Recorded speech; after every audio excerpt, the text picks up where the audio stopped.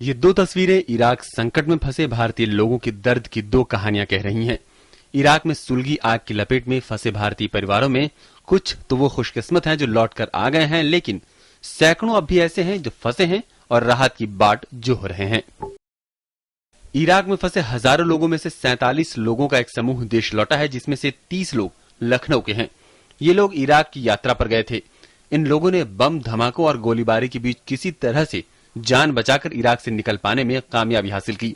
अब ये लोग खुदा का शुक्र मना रहे हैं कि वो सकुशल घर लौट आए हैं। किसी तरह से मौला की बहुत 2 लाख लाख शुक्रिया है कि हम चली आई है। अल्लाह का शुक्र करते हैं। क्या बतावें, इतने जालिम लोग हैं कि वो भी पहाड़ पे ये सब हुआ है। पहाड़ के ऊपर से बड़ी मंजिल कठिन थी तुम्हारी। इराक की जंग में फंस गया एक ऐसा ही परिवार दिल्ली का भी है जो वापस लौट आया है। ये लोग भी इराक से लौट आए हैं, लेकिन उनके मन में अब भी इराक के हालात की खौफनाक यादें ताजा हैं। कोई छोटे मोटे टेररिस्ट ग्रुप से या कोई 100-200 लोग नहीं है, 40,000 लोग जो इराक जो एंटर हुए हैं। क्योंकि वहाँ की हमने मिलिट्री से बात करी तो उसमें 25% पाकिस्तानी आतंकवादी भी हैं। हालांकि सब लोग जुल्फिकार की तरह खुशकिस्मत नहीं हैं जो घर वापस लौट आए हैं। यूपी के कानपुर का रहने वाला एक परिवार इन दिनों बेहद परेशान है।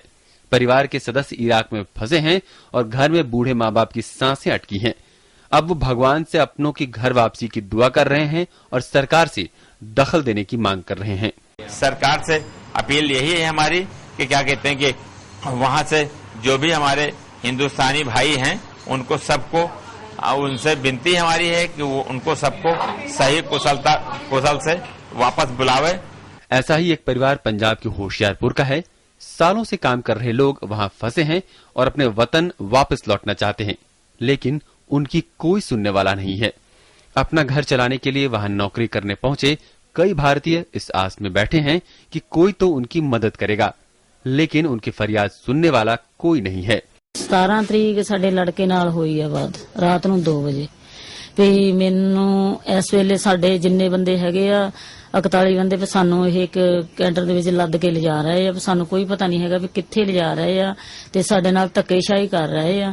ਵੀ ਇਹ ਸਾਡੇ ਕੋਲੋਂ ਜੋ ਫੋਨ ਵਗੈਰਾ ਜੋ ਲੈਪਟਾਪ ਵਗੈਰਾ ਸਾਰਾ ਕੁਝ ਖੋ ਚੁੱਕੇ ਆ ਤੇ ਪਤਾ ਨਹੀਂ ਤੁਹਾਡੇ ਨਾਲ ਗਾਹਾਂ ਸਾਡੀ ਬਾਤ ਹੋਵੇ ਜਾਂ ਨਾ होवे। इनके जैसे हालात पंजाब के कई और भारतीयों के हैं। ये लोग बेबस होकर बस उम्मीद लगाए बैठे हैं कि कोई तो उनकी मदद करेगा।